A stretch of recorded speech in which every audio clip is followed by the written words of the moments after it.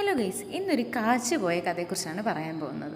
ഇന്ന് ഞങ്ങൾ പുറത്ത് ഔട്ടിങ്ങിന് പോയപ്പം ഈ ഒരു നൂഡിൽസ് ഞങ്ങൾ മേടിച്ചു. ഷെസ്വാൻ നൂഡിൽസ് ആണെന്ന് പറഞ്ഞിട്ടാണ് മേടിച്ചത്.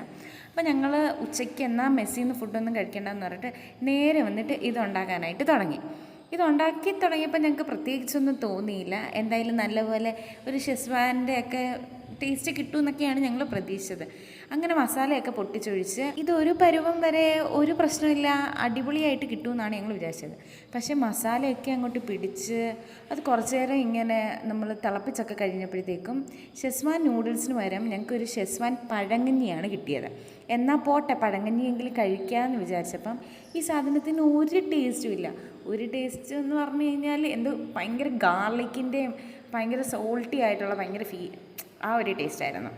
എനിക്ക് വലിയായിട്ട് ഇഷ്ടപ്പെട്ടില്ല. പിന്നെ ഹോസ്റ്റലിലായതുകൊണ്ട് എന്ത് കിട്ടിയാലും കഴിക്കുമല്ലോ. അങ്ങനെ ഷെസ്വാൻ പഴങ്കഞ്ഞി കഴിച്ച കഥയാണ് നിങ്ങൾ കേട്ടത്. ടാറ്റാ.